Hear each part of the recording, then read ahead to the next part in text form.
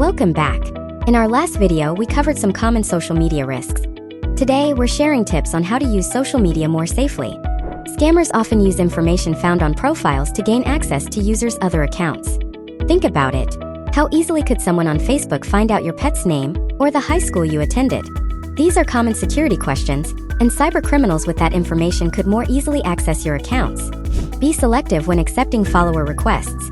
Accepting a request from someone you don't know could grant them access to personal information on your profile. If you're trying to grow your following, you can set filters for what different follower groups see for more privacy. When was the last time you reviewed your privacy settings?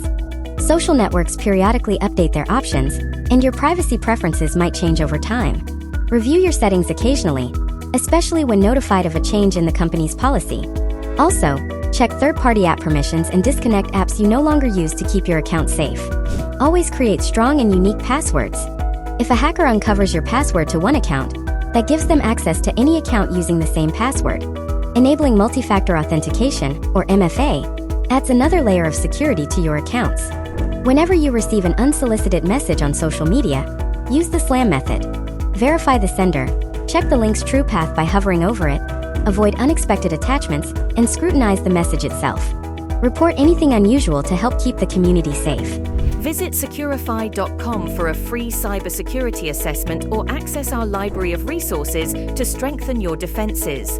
Stay online and secure anytime, anywhere, on any device.